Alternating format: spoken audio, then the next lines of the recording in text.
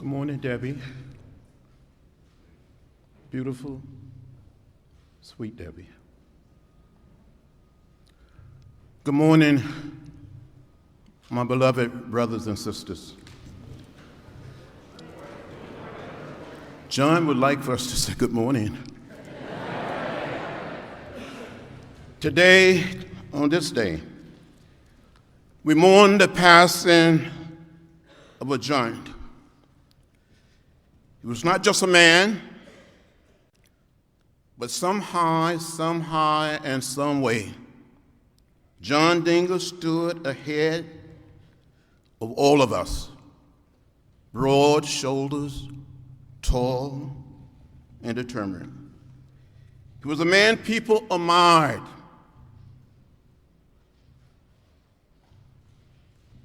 We admired him. We loved him. He taught us. He led the way. He got in the way. And from time to time, he got us in what I call good trouble, necessary trouble.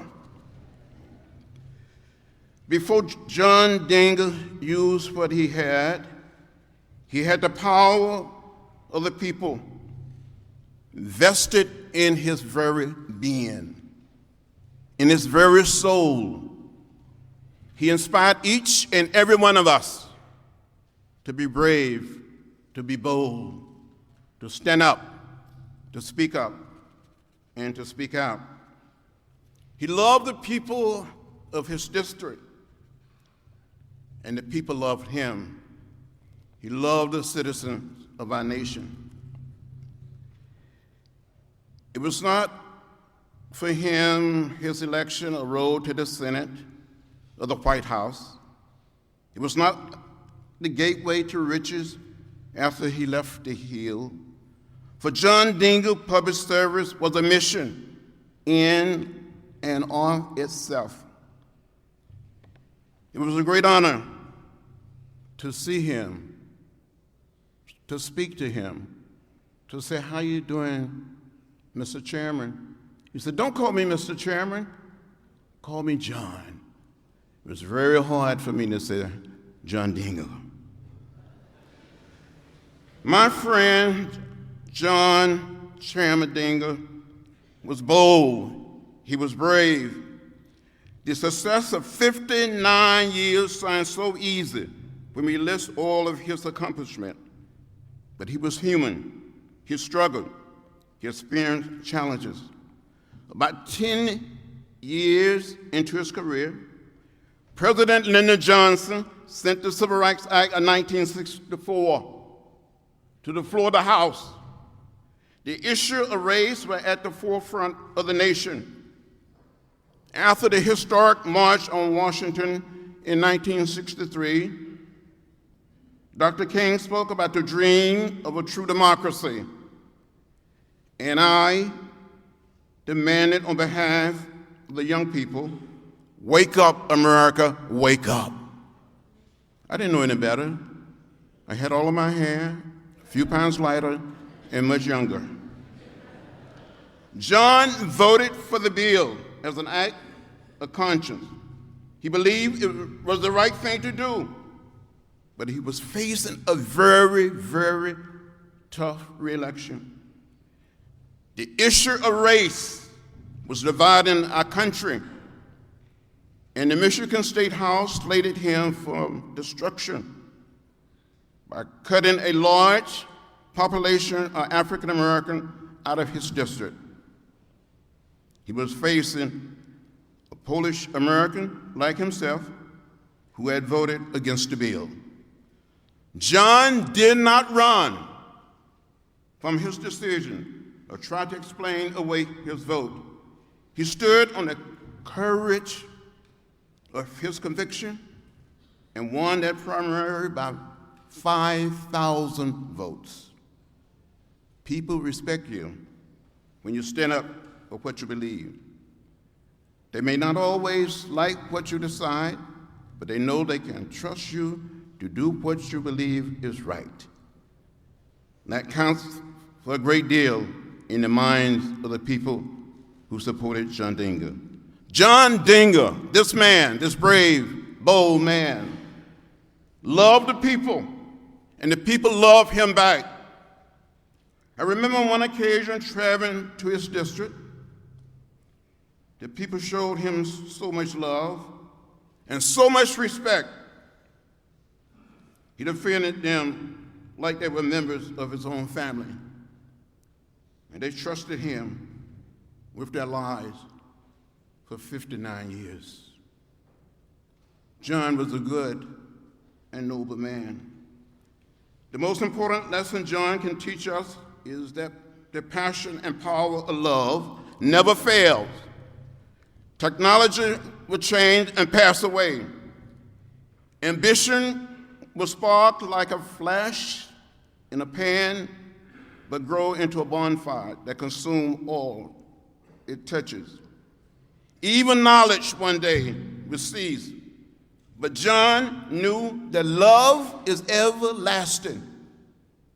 He loved the house. He loved America.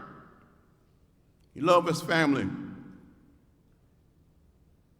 We can learn from the love and the compassion of John Dingell. He realized that our work as members of Congress is not a job. It is a calling. He knew that government is what we make it. Government is you, and government is me, answering the call to represent the will of the people. It is the mandate to use our power, not to advance our own ambition, but to serve.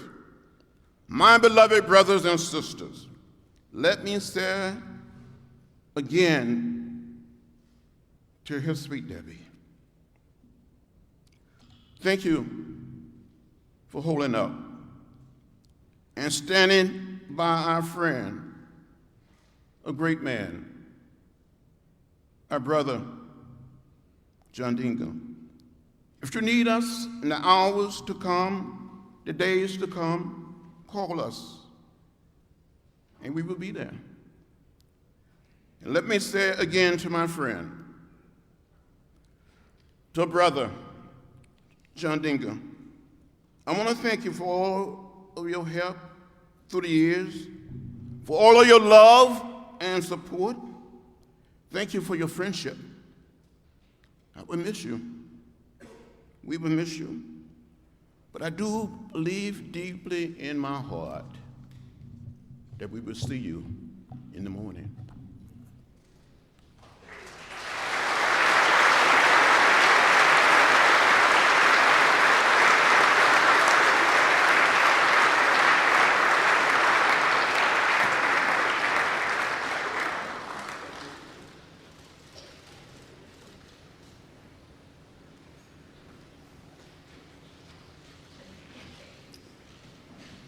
We have come together today as fellow Americans to celebrate the life of one of the greats.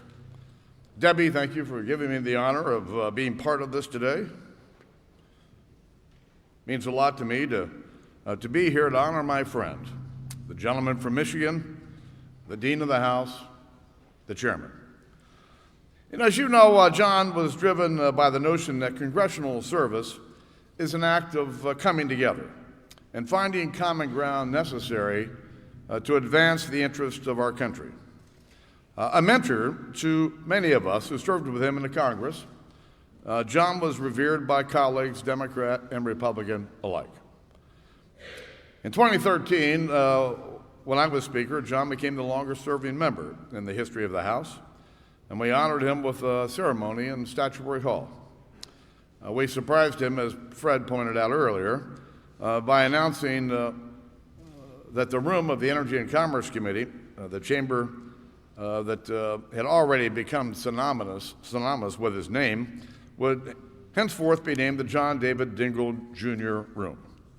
Now, this idea didn't come from John. It didn't come from his fellow Democrats.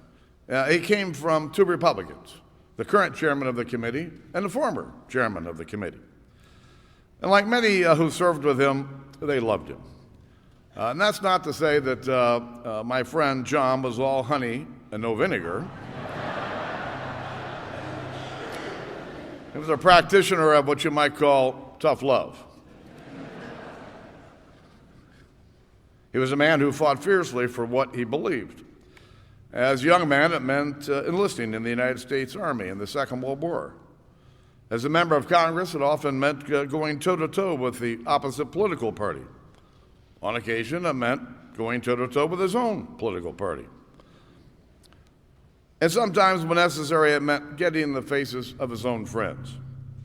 I can't tell you how many times over the 25 years we served together, he chastised me about smoking. But you always knew where you stood with Mr. Dingell. I remember when I became chairman of the Education and Workforce Committee in 2001. The first thing I did after I got elected was to find John in his usual place on the House floor and sat down and said, "What do I do now?" But he was always there with advice. And if you go back and look at some of the speeches that John gave during his final years in Congress, a few themes came up repeatedly. Time and again, he spoke of goodness, of kindness, of decency, of friendship. And by the time his career of public service had reached its apex, these were the things that John had come to value above all else and to embody in his own life. He was fond of the notion that we as Americans are all in the same boat together. At the helm of the ship of state, Democrats rode left. Republicans rode right. John Dingell rode where the people of his beloved Michigan district wanted him to row. And with those priorities always in mind, he forged a legislative record during his decades in Congress that may never be matched. Healthcare, the environment, energy, civil rights, many of the most significant laws of our land forged over the past 60 years bear the unmistakable imprint of John David Dingell, Jr. His record also includes helping to stop what would have been some very big mistakes. The rough and tumble of the legislative process can test the patience of even the most disciplined soul. And John Dingell was not a man given to illusions or prone to reliance on sugar-coated antidotes. The United States Congress, he knew, has never been a perfect institution. What it has been, at its finest moments, is an instrument furthering the quest for a more perfect union, a quest that began more than 200 years ago. John Dingell was present for more of those moments than any other American ever to serve. Through his iron will, his commitment to the dignity of his fellow man, and his skill as a legislator, he was also the driving force behind many of those movements. He was a great legislator, not just because he was a shrewd negotiator or a master tactician or a hard-driving son of a gun. He was all of those things. But John Dingell was a great legislator, and above all else because he was a great American. One who believed with all of his soul in the greatness that the idea that is America. Our nation is blessed to have been served for so long and by such distinction as John Dingell, Jr. I'm blessed to have known him, blessed to have learned from him, truly a man of the house. Rest in well-earned peace, my friend.